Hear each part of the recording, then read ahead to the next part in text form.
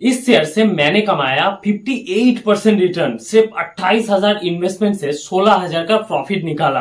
Budget से पहले मैंने 3 शेयर के बारे में बात किया था, बीकाजी फूड, वरुण बेवरेज और पीसी कॉस्मोसोप लिमिटेड। मगर पीसी कॉस्मोसोप में जिसमें मेरा इन्वेस्टमेंट था वो तब था 420 रुपए। आज पीसी कॉस्मोसोप लिमिटेड का शेयर प्राइस बढ़ के हो गया है 850 रुपए। और मेरा थॉट प्रोसेस ये था कि बजट में कंज्यूमर के लिए गवर्नमेंट कुछ ना कुछ करेगा, मगर जब बजट आया मेरा पूरा ये थ्योरी गलत साबित हुआ और मुझे लॉस होने लगा। क्योंकि पीसी कॉस्मोसोप में मेरा बाइंग प्राइस था 478 रुपए। बजट जब खराब गया तब शेयर प्राइस गिर के हो गया था 430 रुपए। मैंने शेयर को बेचा नहीं, होल्ड करके रखा, क्योंकि मैंने एक थ्योरी बनाया था कि पीसी कॉस्मोसोप लिमिटेड क्वार्टरली सेल्स ग्रोथ करता है 18% से और प्रॉफिट ग्रोथ भी कर रहा था 30% से, जबकि उसका पी था सिर्फ 11 का। तो अब आप सोचिए, 18% से ग्रोथ करने वाली कंपनी अगर 11 के पी में मिले, मतलब स्टॉक अंडर वैल्यूड है।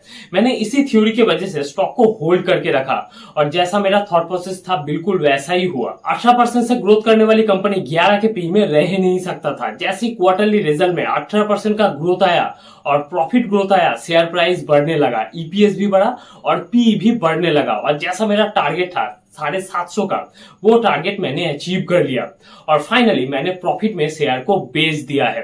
अब दोबारा से मैंने स्टॉक में एंट्री लिया है। उसके पीछे के रीजन को आप समझिए। आप अगर कंज्यूमर सेक्टर की तरफ देखेंगे, स्पेशली एफएमसीजी सेक्टर की तरफ, तो आपको बहुत ही कम ऐसी कंपनी मिलेगी जिसका फंडामेंटल इतना स्ट्रांग है और वो कंपनी 18% से सेल्स ग्रोथ कर रहा है, जिसका ईपीएस भी बढ़ रहा है और आरओई भी ठीक ठाक है।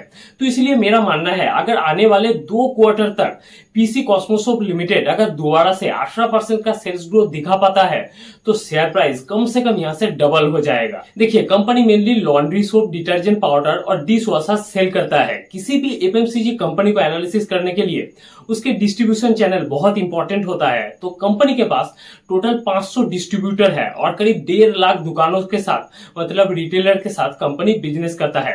कंपनी के बिजनेस अगर एक्सपेंशन की बात करें तो Bihar, Uttar Pradesh, Madhya Pradesh, Chhattisgarh, part of west Bengal, Gujarat, इन सब, आसाम, इन सब जगहों में कंपनी अपना बिजनेस करता है। अब अगर रेवेन्यू स्ट्रक्चर को देखें तो 70% रेवेन्यू आता है लॉन्ड्री सोप से और 30% बिजनेस आता है डिटर्जेंट पाउडर से। अब कंपनी के फाइनेंशियल्स को अगर देखें तो 3 साल का सेल्स ग्रोथ है 18%, 3 साल का प्रॉफिट ग्रोथ है 30%। मेरा मानना है इस स्टॉक में जो री रेटिंग हुआ है ये इसके प्रॉफिट ग्रोथ की वजह से ही हुआ है। स्टॉक आरओई करता है 16%। इसका मतलब आप समझ रहे हैं, कंपनी के पास कैश की कोई कमी नहीं है, इसीलिए कंपनी में ऑपरेटिंग कैश फ्लो पॉजिटिव है। और छोटी कंपनी होने के बाद भी, सिर्फ 200 करोड़ की कंपनी होने के बाद भी कंपनी के पास फ्री कैश फ्लो है, जो बड़ी बड़ी कंपनी के पास नहीं होता है। कुछ बाकी रेशियोज की भी अगर बात करें तो कंपनी के पास डेप्थ तो कुछ है ही नहीं, सिर्फ 1 करोड़ का डेप्थ है। कंपनी ईपीएस करता है 30%। कंपनी में प्रोमोटर होल्डिंग है 72%। अगर आप इस स्टॉक को डिटेल में एनालिसिस करेंगे ना, आपको इस स्टॉक में कोई भी खराबी नहीं दिखेगा।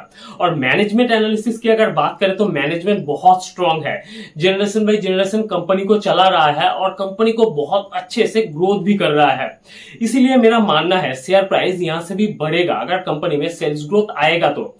इसीलिए मैंने करीब 800 में दोबारा से स्टॉक में एंट्री लिया है। पहले तो थोड़ा बहुत लॉस हो रहा था, मगर अभी मैं थोड़ा प्रॉफिट में चल रहा हूं और मेरा ऐसा मानना है आने वाले 2 क्वार्टर तक अगर कंपनी में 18% का सेल्स ग्रोथ आता है और प्रॉफिट ग्रोथ जैसा चल रहा है वैसे ही अगर चलता है तो इस शेयर में जरूर और भी री रेटिंग होगा और शेयर प्राइस बढ़ेगा।